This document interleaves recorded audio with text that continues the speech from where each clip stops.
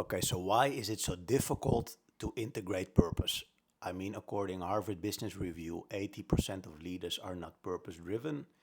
If you look at engagement, according Gallup in 2005, then 74% of leaders, managers, directors are not really engaged. And my mission is, of course, to reverse this situation and to help you towards engagement. And I'm Tom Orr. I've been creating programs for talent leadership and career development for many corporates here in the Netherlands.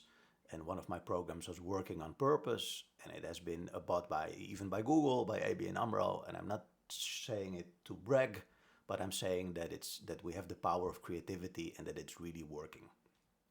In this video, I'm sharing with you the pitfalls why working from purpose, really an integrated purpose, is really a high level of leadership. And I'm gonna walk you through the levels why it's so difficult. So, when we're on our path leading from purpose, then the first obstacle is often that we are, if you look here on the video, you see the first part, identity. That's part of the self, the higher self, the Jung. Now, when we're leading, we are often partially or still being led by our ego. So that means the ego wants to be strong, the ego wants to be analytical, the ego wants to, I don't know. I know, for example, a leader is very action oriented. So he is going into action immediately without reflecting, getting to the deeper core who he is. And that has to do because he is very strong in the action triad. But it also keeps him away from centering his core identity and his core power. So with a little bit deeper reflection, he would get really to the core who he is. But because the ego is so action oriented, it's keeping it away. And people who are thinking oriented, they think they can use their analytical abilities to clarify the world, clarify situation. But 50% of purpose is at least in your feelings. So what are you really motivated about? What inspires you? You cannot get that equation only by the mind. You have to feel that in your feelings, in your body. That's at least 50% of the equation. So the ego or our habits are keeping us away from centering the purpose in our leadership. And I see this, it doesn't matter the level. I see the junior leaders, middle management, even at C-level. Then the next level is centering your identity within yourself. Now, I've written a video about that, so I won't go into detail, but the next step is really locking in, going from fragmentation towards unity, as one of my mentors would call it. So the next part is really anchoring your identity. Who are you in essence? What's your deep drive? What's your strength? What archetype do you play? And sitting behind a desk and formulating it and shaping it and creating it until you arrive at truth. That you say, this is in essence who I am. And of course you can involve external sources, external people, mentors, people who you value, tests to get objective feedback on yourself, because often we look towards perception to ourselves. But then deep in yourself, you feel that something starts to click. Hey, this is more who I am. This is who I am.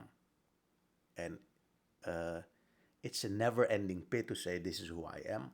But it is true that at a certain moment, with reflecting upon this triangle, we have truth. We say this is our core.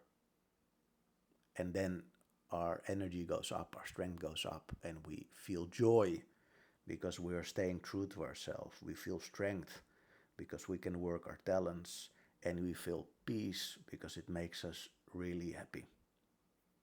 That's often a higher level.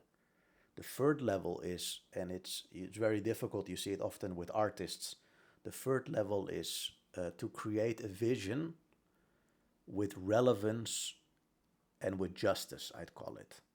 So when you know your identity, you have to think about how can you create value in the world. What is really the zeitgeist? What are the problems that are emerging? What should I focus on? What are the pains and the gains of certain customers? How do I create high value? And at the same time, you also have to think about justice. So it's not only about value, because we need to watch out for our planet. We need to take our planet, our ecologically, we need to take into consideration a little bit like the ancient Indian. They think in harmony of the ecosystem. So it's about creating value and doing the right thing.